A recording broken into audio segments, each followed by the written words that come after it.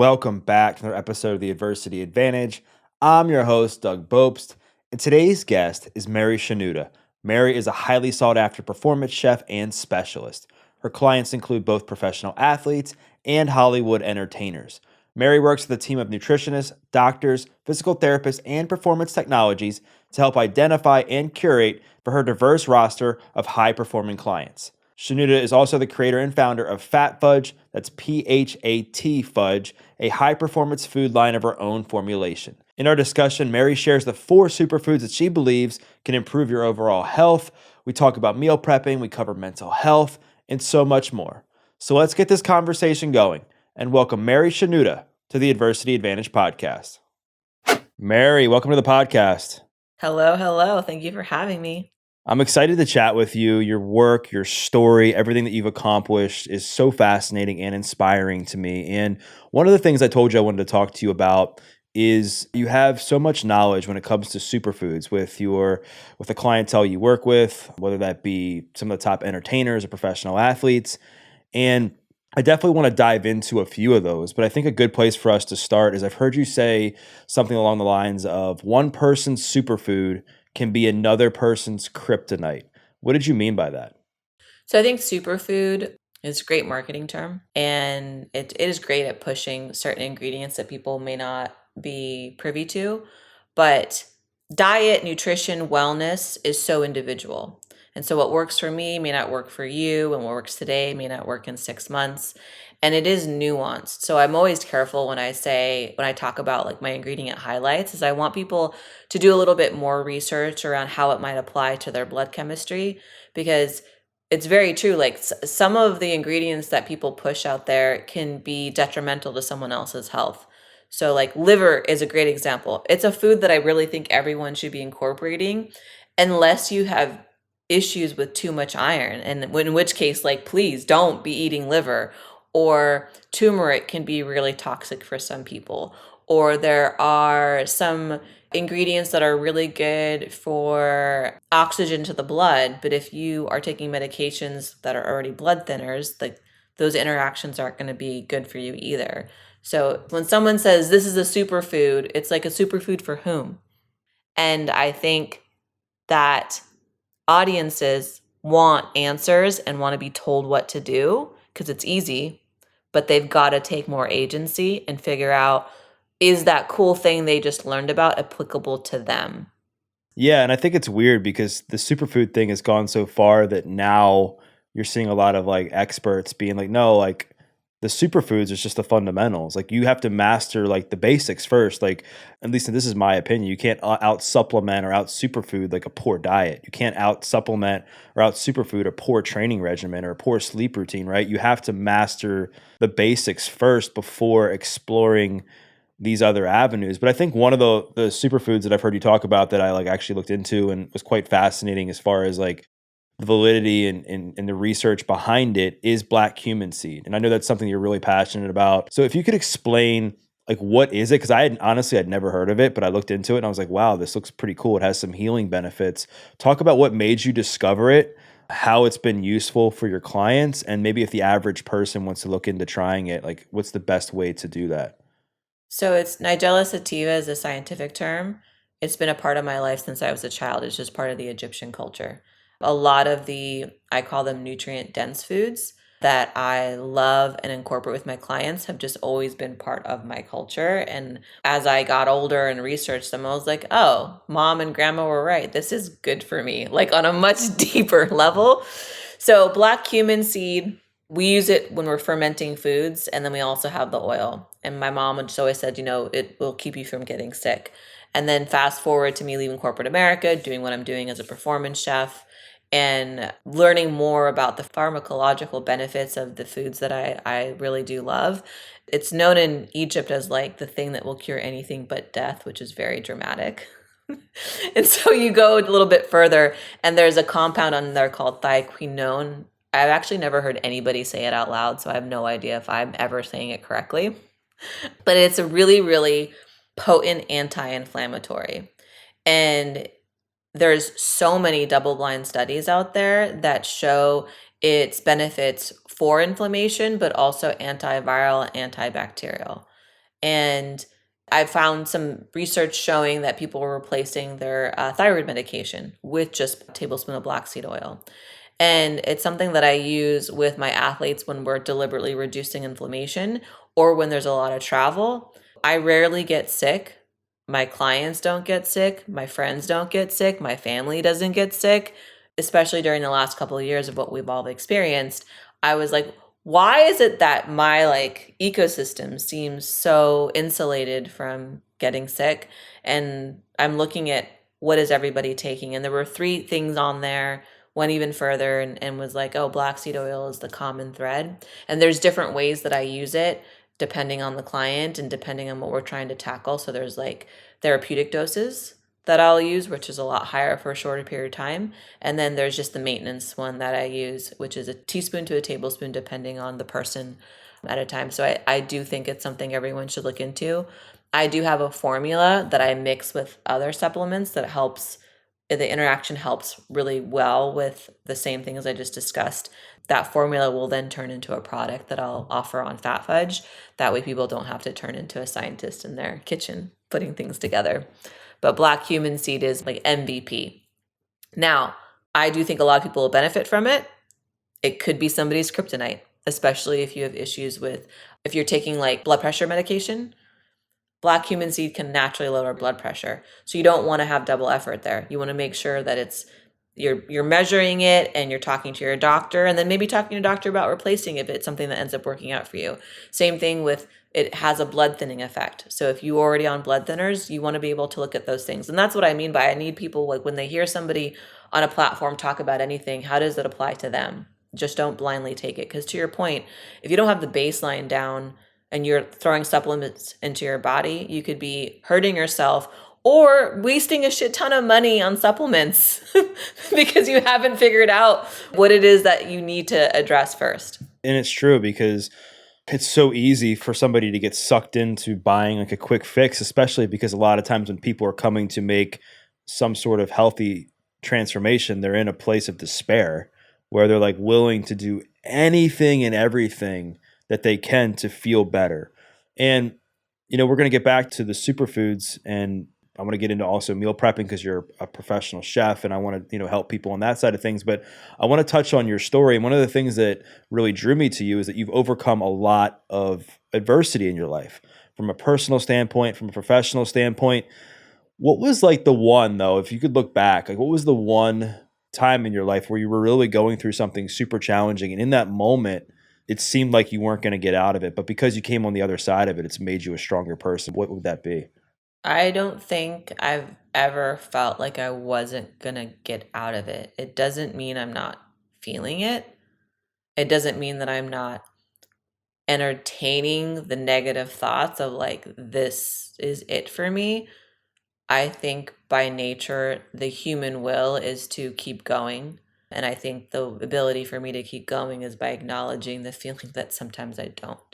And from a personal vantage point of the things I've experienced, there's the health issues, of course, which started at 2nd grade. There's the almost dying on multiple occasions. There's the having been attacked at one point. There's the living in my car at another point. There's a lot of compounded experiences I've had.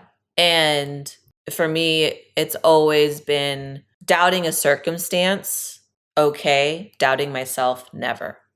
And just one foot in front of the other. And I've also lost a lot of people in my life at young ages. Majority of my friends have passed away. A lot of family members have passed away. My first funeral, I think I was 3 or 4 years old. And for me, the need to keep going comes from that too. How do I honor people that I felt left way too soon that shouldn't have left? Is let me put all of their amazing, beautiful qualities into this energetic bucket. Let me embody them and let me keep going in their honor. And that's when I get asked to do talks or keynotes, I don't care if I'm talking about nutrition. I don't care if I'm talking about tech. I don't care if I'm talking about building a CPG company. I start every talk with, before I get into the presentation, I want you all to understand one thing. You're going to die one day. And everyone's like, what is this talk? And they sit up and I go, and the reason why I say that is that everything I talk about topically is motivated by this idea of my mortality. And so when I'm making decisions being very aware of what really matters in life. And I am doing what it is I want to do, even when it's hard, because of this expiration date that I don't know is when it's gonna come, due to the experience I've had with the people that I lost before. I don't have one. I do say, if I'm working with somebody one-on-one, I'm like, trust me, there's almost nothing you can say you've experienced that I don't have intimate experience with as well. And I'll meet you where you are. Which sounds really heavy when you're talking about like sports and actors and things like that, but we're all human at the end of the day, and we all do have something that will help drive us. And part of the healing I do with nutrition is also the healing we do with your relationship with yourself and your relationship with what you do and who you are, and your relationship with what you're putting in your body. Was that too deep? No. I mean, I definitely want to Okay. start to tease that out and kind of unpack that. And you said a couple things that I want to go back to. One, you said, I doubted my circumstance, but I never doubted myself. I think that's so important for people to hear that, eventually this too will pass. I mean, it's so cliche, but it's reality, right? Like, it's just every bad situation you've ever been in, you've come out on the other side of it. Did you maybe have some bumps and bruises along the way? Sure. To potentially teach you some amazing lessons. I mean, of course, I would think so. At some point, you learn something from those situations. But I think when we're in those moments, it's so hard to remember that, right? At times, because all we're thinking about is like survival. Like, how do I make myself feel better now?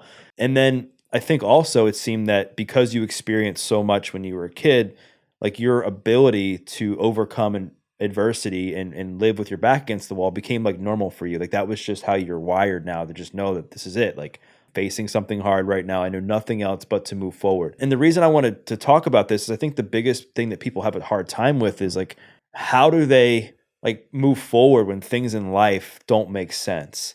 Like when they're in the midst of darkness and it's like, I don't see any hope. I don't see any light. What are a few things that you do though to build some momentum? Because I think momentum's key so that you can start to kind of turn things around when you're going through something challenging. Discipline is such an admirable quality. And I think when we're feeling desperate or hopeless, our discipline kind of goes out the window because we want to soothe in whatever way possible. And sometimes soothing is this idea of giving up. And the relationship to self, like when things are the worst, if I can still keep my movement program growing, like going for walks, lifting weights, whatever sort of fitness is there to keep me connected to my body, and staying away from alcohol, staying away from drugs if someone's going to reach for drugs. And it's just the little micro steps, like making sure I'm having a nourishing meal. And look, at one time in my life, I had a $2 budget a day to eat. Like, I don't want to be like, oh, eat organic foods. Like, do your best with what you have. Like, I've had it where it's very scarce, but those $2 could have been used on something detrimental for me or something that would help me. So when I'm at my lowest, in order to keep that end of the rope to hold on to, it's making sure that I'm still connected to my body through movement and nourishment. And if I can hold on to that, or if I fall off for a few days and get back on that, I can tend to find my center. And then being committed to that, the next step will present itself if I'm not able to like grab it right away. Life is like a game of patience and discipline and knowing when to move into the opportunity. At least that's been my experience, because sometimes I don't know what to do next. But if I gave up, that opportunity wouldn't have presented itself. Right. And I think it just goes back to what we were saying a few minutes ago, and that you have to master the basics, master the fundamentals, and just stay disciplined, stay consistent. And there's going to be days where you don't feel your best. There's going to be days you feel off. There's going to be days you feel amazing. The fact of the matter is you just have to try to maintain some level of equanimity, I guess, throughout the process, no matter how you're feeling. And you talked about like the healing nature of food and how people can heal, I guess, how they have their relationship with food. There's a lot of people, I think, right now that are struggling with the relationship to food. Have you, like, personally, been your experience, like, as far as your relationship to food? Was there ever a time where it was unhealthy? And if so, like, what did you do to help fix that? I grew up in a Mediterranean household, so fast food was a treat and not a treat my mom would give me. It's a treat I would sneak at a friend's house. So the fresh foods have always been the baseline, and my food is unhealthy. Like as a high school kid playing sports, if you saw what I ate afterwards, like I would practice tennis 6 hours and then do a little caravan from like McDonald's, In-N-Out Burger, Togo's, a bakery, an ice cream shop, and sit with all of it in front of me and like house it all. But it wasn't like a negative. I can't say I had a negative relationship to food. I've just had times when I was like junk food heavy, but I always default back to making fresh foods. And I think the reason why is when you're a kid in, I think a lot of cultural households, your first chore is helping in the kitchen. And I think if you know how to prepare food for yourself, you will, when you're away from the junk food or away from the processed foods, always default to, slicing a tomato, cutting up some chicken, making yourself a meal.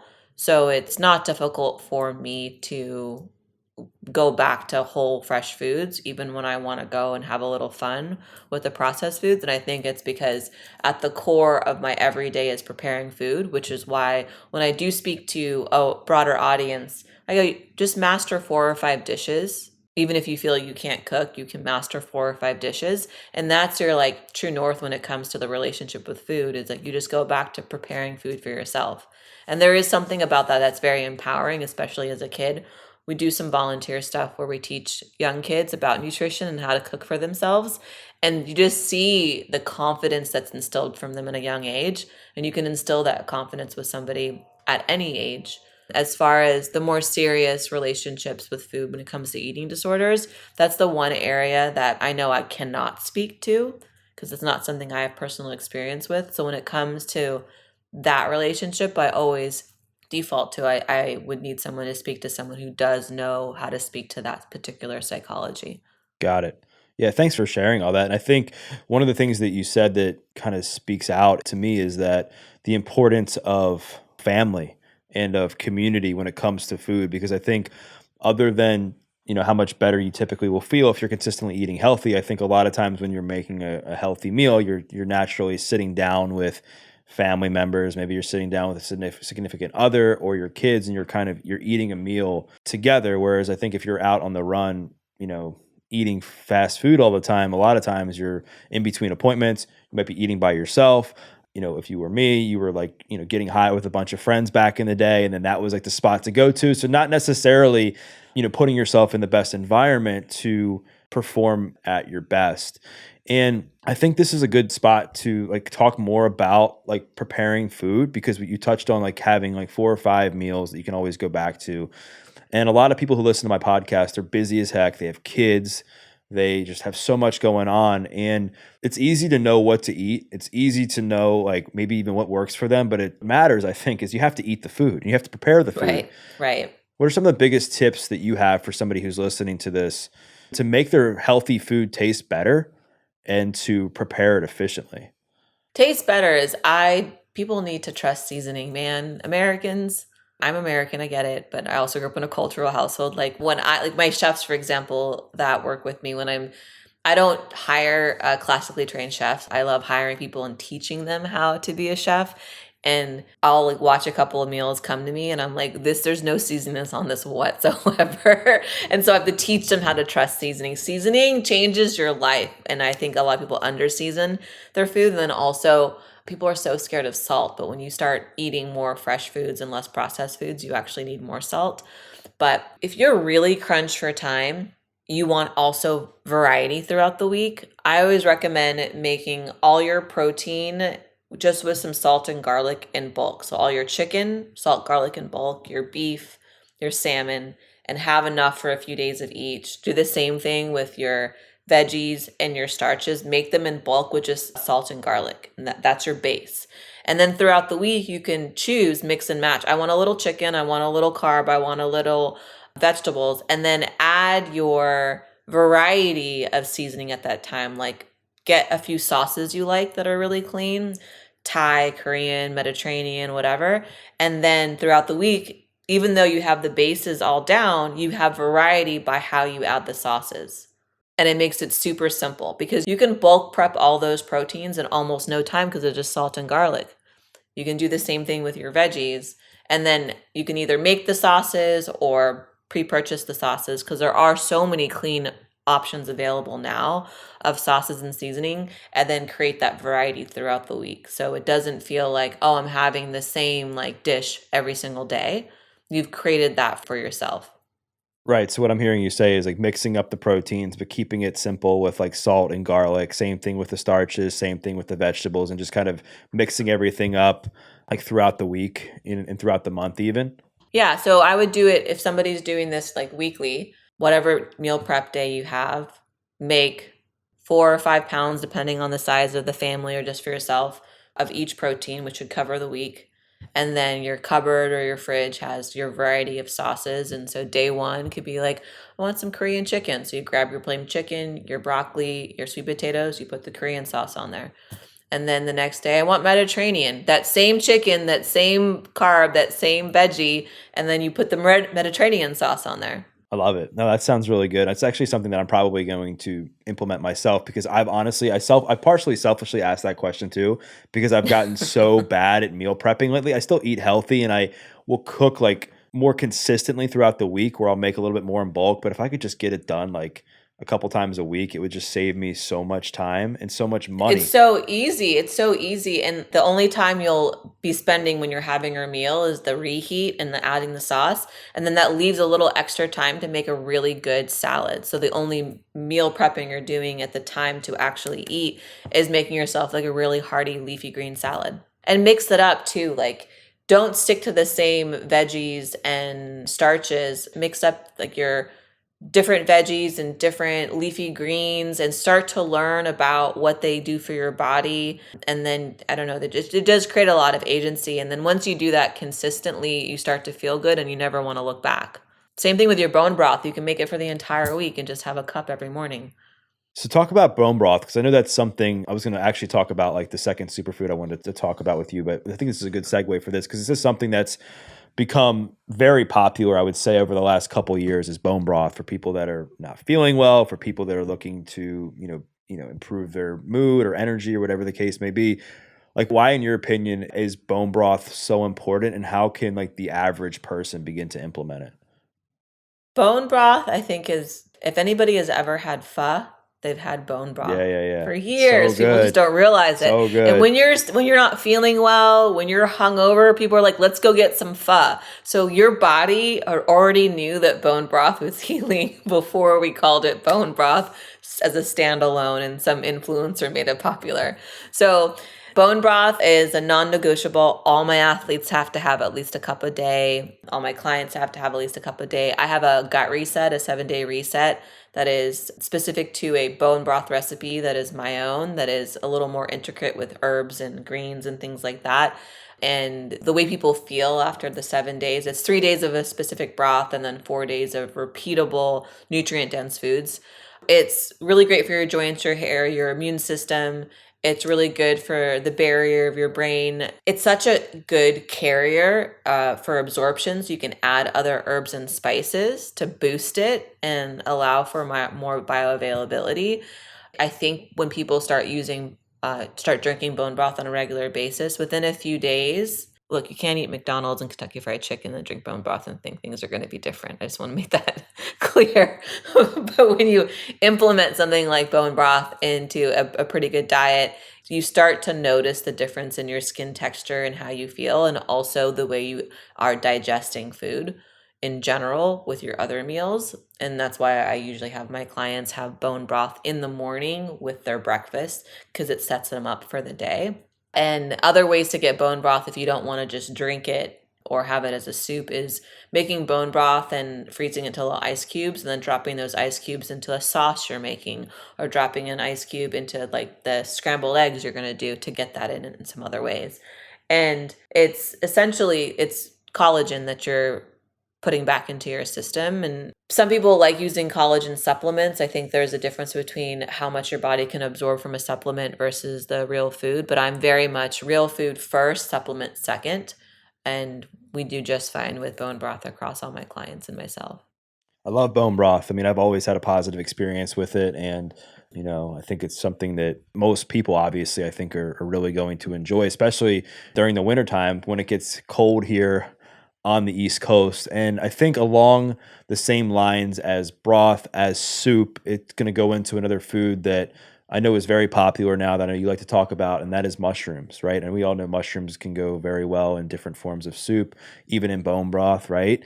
Why do you think mushrooms have become incredibly like popular and touted as this magical food, and we're seeing so many different supplements pop up that contain medicinal mushrooms? Yeah, it got popular because of Four Sigmatic. They really led the charge there. Tara's a dear friend of mine. So they really popularized functional mushrooms as supplements and making those mushroom teas. And I mean, back when they were just Four Sigma, not even Four Sigmatic, like they really led the charge and they opened up that category and allowed the conversation to focus on that. Because a lot of people you always think mushrooms like slimy, ill, gross. And there's a difference between a culinary mushroom and a functional mushroom. And so I think people are talking more about functional mushrooms, and you have the supplement form. You can still get things like lion's mane and cordyceps in the true form and do some really creative things with it, whether you're making tinctures or you're trying to cook with it. Like I'll cook with lion's mane.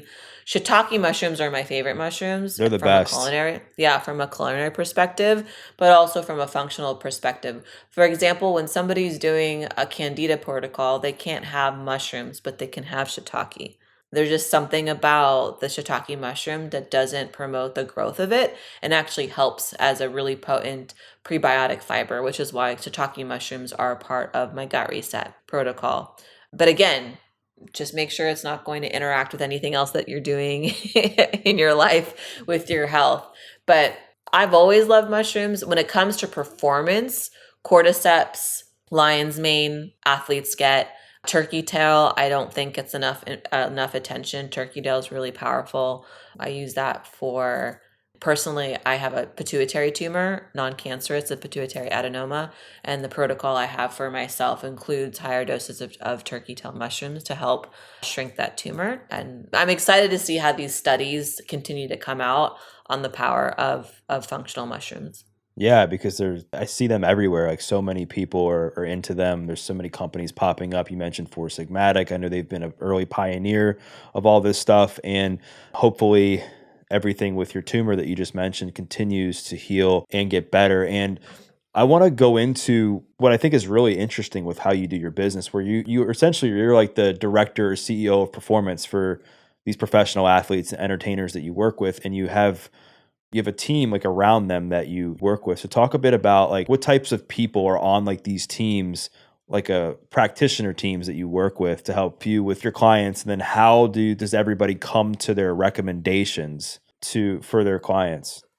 So the idea of that setup started when I was trying to figure out why I was sick most of my life. And it was, I would talk to this specialist and then this doctor, and then I would like vent to my trainer, and then he would give me a recommendation, but nobody would be talking to each other. And so I'm like trying to take the information and it's all disjointed. So when I was going through my health journey, I would put everybody on one string: my gynecologist, my primary, my specialist, my trainer, my acupuncturist. I'm like, y'all need to be on the same string, because y'all have different ideas and sometimes they don't always match up with the others. Like, let's just have a discussion. Are you here to help me? Or are you here to like be the smartest person in your lane? Because wellness and vitality, it's pillars, and the pillars all have to like connect to create a good structure. And it's not this one person's going to heal everything. So when I left corporate to do what it is I do now, I kept that premise of either if I tap you on the shoulder to be a part of a project with a client, you're either going to be comfortable being part of a group environment or we don't need your services. It is a team effort, and a team is not people who win together. It's people who trust each other and can have discussions and share ideas. So that's where the idea came from. And so on my core focus is the actual, implementation of the food, but it's also paying attention to everything going on with the athlete and or the entertainer and being like, okay, we've got the food locked in, but how's your sleep? Are we tracking your sleep with the Aura? How can we improve that? Do we need an acupuncturist? Do we need a soft tissue worker? Do we need to implement, breath work and a breath coach? The blood work that we run, I use sports scientists, like you're going to be interviewing interviewing Dan Garner and you've had Andy on before, the best in their class, like those are the people that I call in, and we don't use the same group of people or the same modalities with every client. It varies per client, but I try to make sure I'm not the only one in the room and I'm not the smartest in the room, but I can contribute. And because I'm with my clients so much more than anyone else, I can notice things that maybe their trainer doesn't notice because their trainer is only with them 1 or 2 hours of a day. And so I like to flag things and be like, okay, I noticed this, or my clients give me real-time feedback. I have the coach's view of the aura, so I'm seeing everything about their sleep in real time. I will watch them when they're training, watch them when they're playing, and being like, oh, I noticed they weren't perspiring as much. How did you feel today? And I just collect as much information as possible and then put it to the group and like, is this all what we want to see? Is there something we're trying to change? Is there something in the blood work that, we're not improving, and why aren't we improving it? Can we go a step further of like, why aren't they absorbing this? So it's, I don't know, kind of like Dr. House, I guess, but with performance. That's so cool. I love how you have everybody on the same page. It's like you have your own, each person you're working with has its own like board of directors, right? And you have different people that fill different buckets from the seats of the board, right? And I think like diving into that one step further for the average person, I would say there's a lot of information that's being spread out there online about the importance of labs and taking supplements and doing all these things. And I think that's obviously good. It can be good, I should say. I also think it can be bad because I think that now they're just figuring that, okay, I'm just going to get lab work done and I'm going to take these supplements. And then because I take these supplements, like everything's going to be fixed. I don't have to address anything else. So like when should somebody, like in your opinion, actually go get labs done, and like what boxes should they check before like going down that route? So the level 1 is, do you have the basics down? If you don't have the basics down, you're going to have dirty labs, obviously. So like, for example, when a client comes to me for the first time, we do my gut reset before we run labs. Now, some of my colleagues disagree with that. They want the lab as dirty as possible. And I'm like, no, I know if you're eating like crap, the labs are going to reflect that. We do a gut reset first, remove all the noise. So the labs that we run afterwards are a clear view of how is your body functioning when the noise is gone, because that's when I want to maximize on. So I'm all about, let's get the baseline first. Are you eating right? And right will look different for different people, but are you doing the best that you can with whole nutritious foods? If you cut out the fried foods, the junk food, the sodas, remove that first. Let's see how you're feeling. Are you getting in a walk every day? I don't need you going balls to the wall hard in the paint with some training. Are you just getting a walk in every day? Are you taking at least 5 minutes to yourself to breathe, get your mind right in the morning? These little low-hanging fruit, free things that can make a world of a difference. And then you're like, I still don't feel great, or something actually really is still really wrong. Then you want to not just, I love the accessibility of these labs now. I really, really do. But if you don't have somebody interpreting them for you in a real way, who knows how to ask the right questions, like you may get a result. The result's not the end of it. The result is the beginning of asking more questions. And if you don't have someone that can guide you through how to ask those right questions, getting just labs thrown at you with some results and a list of recommended supplements can do more harm than good. So if you're going to explore more with someone. You can hire someone who's a specialist. You can hire someone who's a functional medicine doctor, or you can take the time and dedicate and really dive in and learn on your own. Right. And I would also argue that you'll get way further if you eat well most of the time, you're drinking plenty of water, you're getting your sleep right, you're hanging out with good people, you're taking some time to yourself, you're exercising. That will get you so much further than just taking supplements and not doing some of those things. I guarantee you, because I've been there. I've been somebody who, even during my health and fitness journey, where I was like, all right, like I'm just going to take some supplements. I don't have to worry about my sleep. I don't have to worry about, working out as hard, certain days. Right. And then you learn like, no, you still got to push yourself. You still have to like master your sleep. And yes, supplements I think can definitely enhance things, but they only enhance things once you've got them, down at a fundamental level. Yeah, for sure. Some people are like, oh, I don't notice the supplements. I'm like, yeah, because you're doing everything to jeopardize you feeling that supplement. Like you're doing everything wrong to where you don't even get to feel the actual benefits of the supplements. It's one of my favorite things about working particularly with athletes is they're so aware of their body and they're so locked in that when we make even a 10 milligram difference on a supplement, they feel it because everything is so clean and clear. So it's really cool from like a nerdy perspective to be like, one of my favorite stories is the soccer players I work with, who's like one of the greatest in the world. My pre-workout stuff that I do for my clients, it's not caffeine based. I think caffeine based supplementation for pre-workout is lazy and reductive. So it's nutrient based. So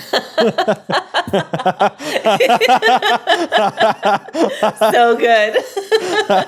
It's nutrient based. Like my clients get a different vitamins. They get desiccated liver in their pre-workout and all these from Liver King things. If I had $1 for every time somebody asked me about him, and especially this week, I'm like, oh man, is there any room at the table for a reasonable voice? Can we?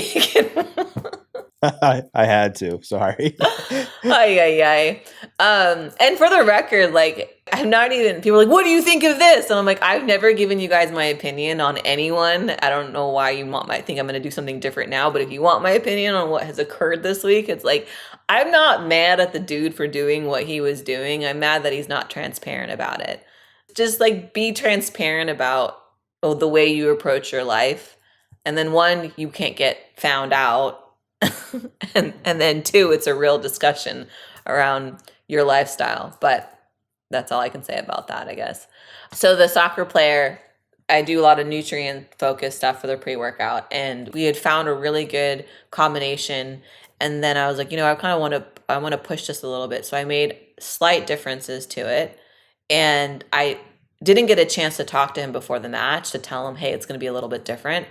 And it's my bad, but I forgot, didn't get a chance to connect with him. So they're doing the national anthem, and I'm up in the suite, and he's the star of the team. So the camera keeps going on him during the national anthem. And I pay attention to breath cadence. I pay attention to everything. And I notice his breath cadence is off. I can see they panned him, and he's like, and I'm like, oh my God, I killed the star player. Oh my God, what did I do? What did I do? He hit a hat trick in that match, which was dope. And then afterwards, when we all meet up, the team meets up for dinner, he comes to like say hi and give me a hug. And he goes, did you change the pre-game drink? I'm like, I did. I'm so sorry. He's like, no, I love it.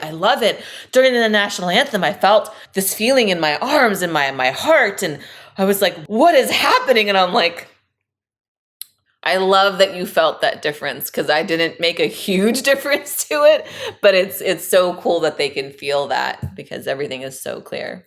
So how do you handle that? Like, has there been, like, I mean, I would guess there's been times when maybe you've given somebody the wrong dose or something didn't work, right? Where you formulated something. Like, do these athletes typically, do they trust you enough to provide you with like some pretty like good feedback when something's off?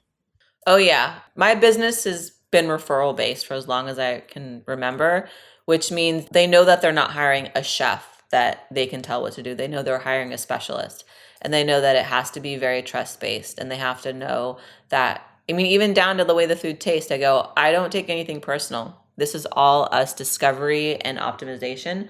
So they'll give me any and all feedback, even if the feedback's like, I didn't feel anything, or, my stomach kind of hurt, or it could be better. And because it's all it is, it's trust. We're making it.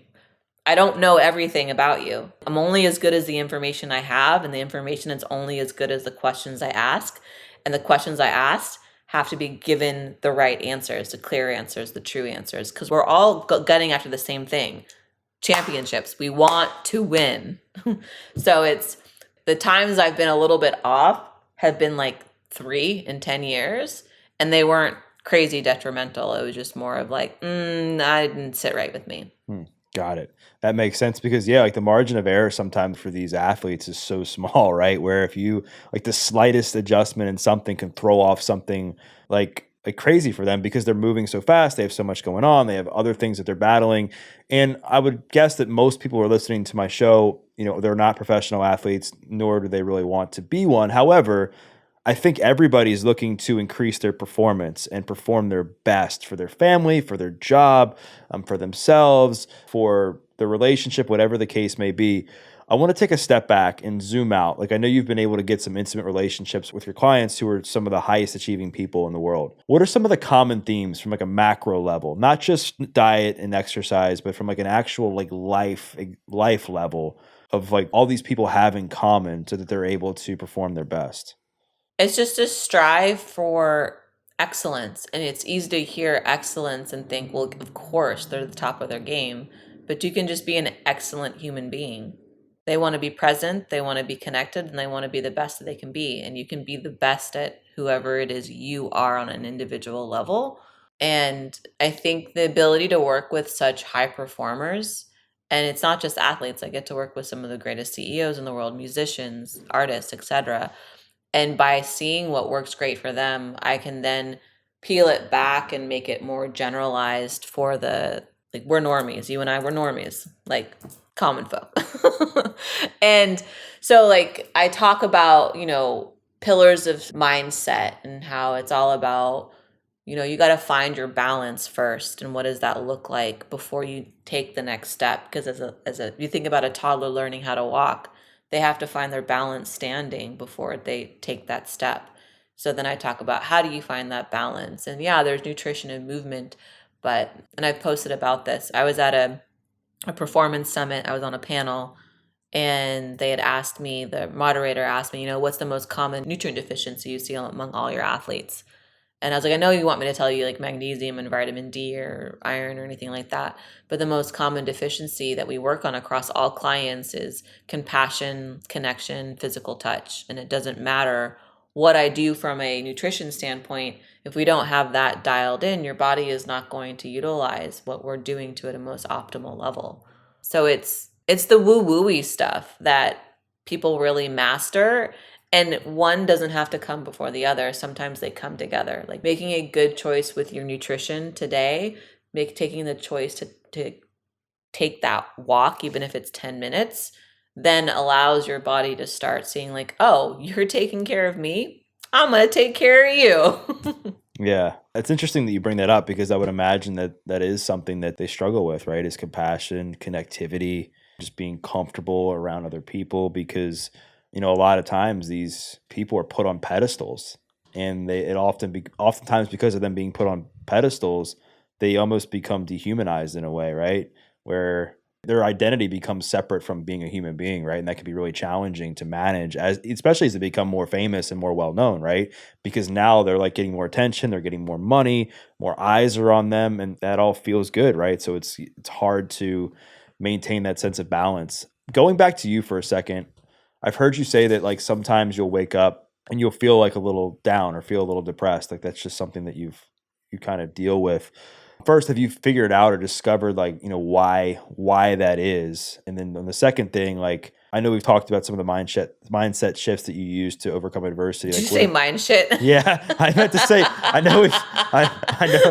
know we've talked about some of the mindset shifts that you've used to get yourself out of a hard place. But what gets you out of bed when you're feeling off? Just literally just getting out of bed. If I wake up and I'm in one of those moods and I don't know the source, I've always kind of been like that, even as a kid. I know there's that one, like the 5-second rule, like get out immediately.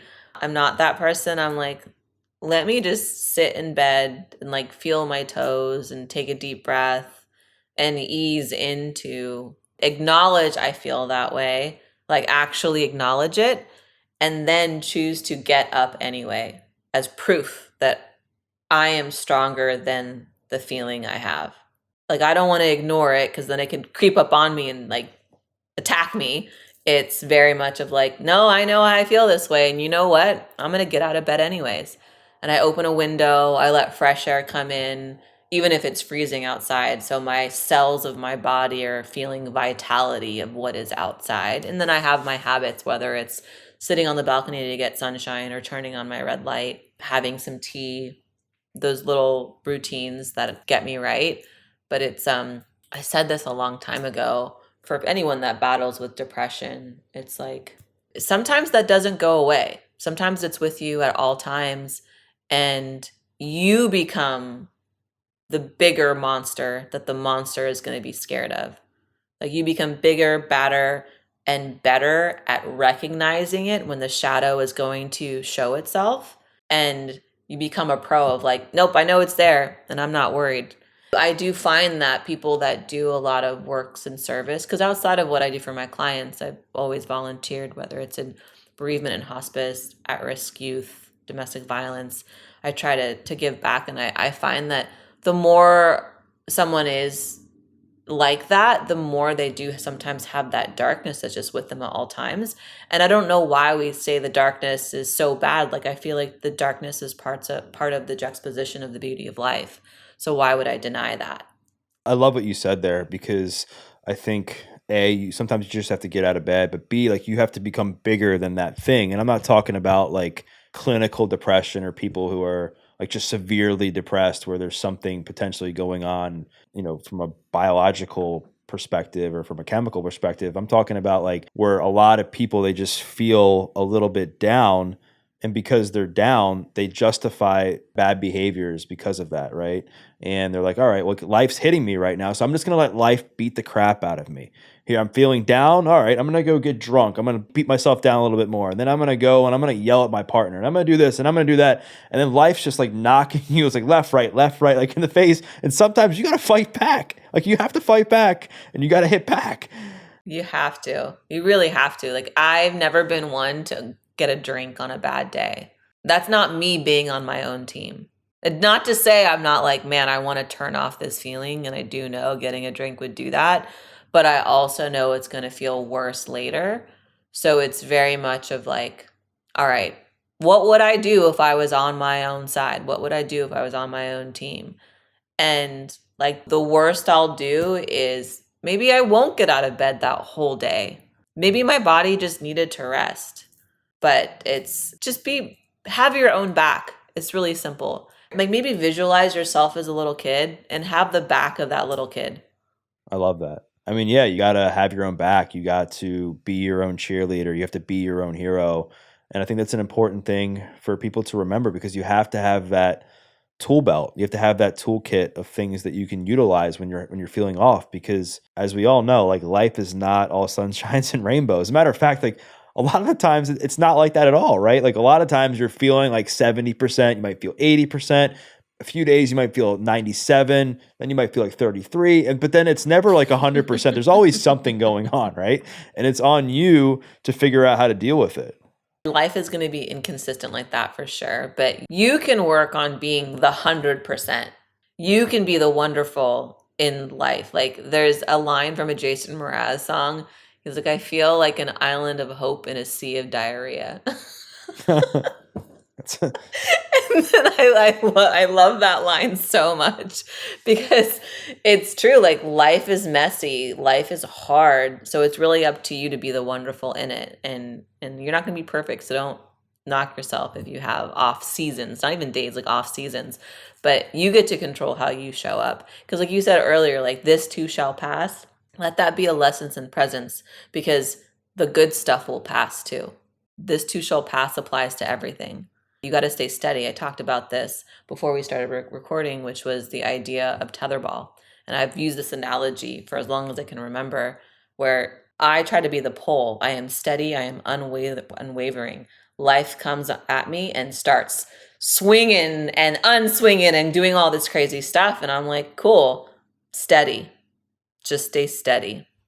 Just stay steady. And like we kind of touched on, just maintain some sense of equanimity and stay even keel throughout the highs and the lows while also staying present so that you can respect the process, respect the journey and learn the lessons along the way, but also celebrate the small wins and like kind of just sit back and smell the roses a bit when things are going really well. I want to go back to, I want to talk about like one more like superfood that you recommend people to try out. So we've talked about the black cumin seed. We've talked about bone broth. We've talked about mushrooms.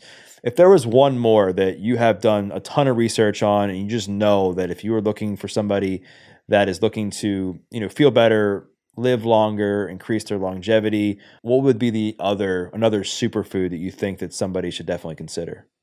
Liver, eating organ meat for sure. Again, that's something that I grew up eating. Didn't understand why people here didn't like it until I realized how it was prepared in America versus Egypt. But it is a very nutrient dense food. If you look at the recommended daily value of like B vitamins and selenium and all these other components, it can very well be a multivitamin in itself. And I mean, I have some interesting case studies around working with the Nike running team and having a few different runners have issues with not having a period at all or having issues with their skin. And then suddenly, after 6 weeks of liver period returns, skin clears up. People have a hard time maintaining weight, energy levels. Like I said, I might be one of the few or only people that include liver as part of a pre workout cocktail. So, liver is one. If you can't cook it yourself, they have liver capsules that you can take. It can be a game changer for a lot of people. And a lot of people do. I used to say eat liver, save the world because I'm not really into mass farming. I don't know anyone who is like, hell yeah, mass farming. But we eat a lot of muscle meat in America and copious amounts of it. And if you eat more organ meat, you are more nutrient satiated. Your body is getting what it needs. And if you're nutrient satiated, your hunger cues can start to go away sooner. So then you need less muscle meat. Less muscle meat means less need for mass farming. You end up eating less overall. Right. So, but I would think for the average person, the thought of eating organ meat or liver sounds kind of foul. Yeah, don't be average anymore. Level up, show up. However, though, how can somebody make it actually taste like decent, right? Because I think for somebody who's listening to this, they're like, all right, that's cool. It's just not worth it. Like I can figure out to get the same benefits somewhere else. Like, but you can't though. I'm sure somebody could though. I'm sure they could. You can, like I said, you can just supplement. I find chicken liver to be more palatable than beef liver. And then I have a recipe called bangin' liver that I've served to 1,000 people at one time. And it's been on a lot of menus and everyone loves it. It's part of my gut reset as well. The way we prepare it in Egypt, where it has a lot of warming spices. So cumin, coriander, cinnamon, some red pepper, some cilantro, and jalapeno and lime. And you sizzle that up. I've had clients, eating it and I'm like, oh, it's liver today. He's like, it's not liver. And I'm like, it's liver. Like, no, I hate liver. And I'm like, okay, you're eating liver. No way. And I'm like, fine, you're not eating liver. I'm whatever. So I think people's experience with it has scared them off. And you can do the bangin' liver recipe, which has a lot of beautiful spices. If that seems too complex for one, just a sear with some garlic and salt and lime juice makes a world of a difference. Cool. I will make sure to link the your recipe in the show notes for people in case they want to try it. Because I mean, like obviously, like you said, it can be very nutrient dense, but I think it's all in like how you cook it and making sure it's palatable for the average person who is not used to it. Or grind it up and put it in a burger or something. If you don't want to like have liver, hide it in your ground meat. Yeah, I mean that's an option too, but I think people might have a better chance of actually like grilling it the way you said it, because the way you said to cook it actually sounds pretty appetizing. So, as we come to a close, I know that you've built this amazing company called Phat Fudge, which maybe people who are listening to this or they're already familiar with or not familiar with. Just for a few minutes, just explain like what Phat Fudge is, why you created it, and if people want to check it out, like where's the best place for them to find it? PHAT, which I think ages us. I think that's an older term now, but whatever, I'm bringing it back. Phat Fudge. So it's a tahini-based squeeze pack. I was really unhappy with protein bars and goos and all of that when I came into being a performance chef, and it was what I was making for my athletes. So the tahini base, and I was freezing it into little fudge forms or just making little hand packets that also included different adaptogens, and they would use it pre-game, pre-workout, mid-workout. I worked with a sailing team, so they're using it out in the water, runners, and then my other clients who like moms on the go, or some mothers were throwing it in their labor bag, like using it during labor because of the way that it's digested. So it was something I was making for my clients. I posted the recipe went viral, and the audience wanted me to make it into a product, so I did. Self-funded it. I still have the muscle on my hand from the ketchup bottle squeezing when I started out doing 10,000 packets. And it's become a beloved product. It's used across multiple sports organizations, which is really freaking cool. and surfers and firefighters and doctors, and it's taken on a life of its own, which is really dope. And so I have 3 versions of it. The original cacao got a power berry and an adapt halva. And what's unique to those flavors is there will never be a birthday cake flavor. The flavor of the product is created to complement the ingredients, the star ingredients in there. So the cacao one is, I wanted the benefits of cacao, turmeric, and low dose coffee. It's 1 coffee bean per packet, and maca. That complements well with chocolate. The power berry, the star ingredients are cordyceps and beets, so it's energy without caffeine. Strawberry complements that. The adapt halva is a Middle Eastern dessert. It tastes like a fluffernutter, my American friends say. The star ingredients in there are reishi and ashwagandha. It's supposed to be an adaptogen, sort of bring your nervous system down. Vanilla complements that. So anything I create, the flavor is determined by the real ingredients. So the premise behind Phat Fudge is real ingredient performance food. And you can interchange them how you want. I made them to be squeeze packets that you just, take down. Some people throw it in their lattes and make lattes with them, throw them in their smoothies. People put them on their waffles and their oatmeal. You can make it your own, but the way I made it was packet form, and you can interchange them how you wish. But if you are wanting to be specific as far as leveraging the ingredients in there, cacao one would be in the morning or pre-workout before a game or before a heavy workout, and you want to get a little more boost. It could be the cacao and the strawberry together. And then late afternoon, evening time, you can do the adapt halva. I will sometimes do the cacao, or I will also do the adapt halva in the morning anyways with a cup of coffee, because I like the balance of those 2 things together. It sounds so good. I'm actually getting hungry now just thinking about that. So I encourage people to check it out and to give it a taste, because what you've built is inspiring, and I commend you for everything that you've overcome personally and professionally. And I think people are really going to resonate with this, Mary. So I hope so. where's the best place for people to follow along your journey if they want to connect with you? I'm paleo chef across all platforms. I'm most active on Instagram. I'm trying to be more active on TikTok. So throw me some questions there. I do respond to commentary and do ask me anything. And then Phat Fudge is Phat Fudge across all platforms as well. Amazing. Well, I'll make sure to link that stuff in the show notes. And what I invite people to do is to share a takeaway. Maybe it was something that Mary said about some of the superfoods that she loves for herself and her clients.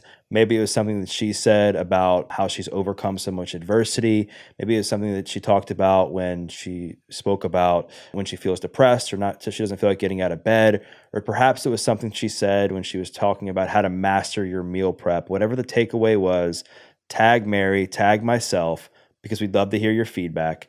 And we once again thank you for listening to this episode of The Adversity Advantage. I'm your host, Doug Bopst. We'll see you next time.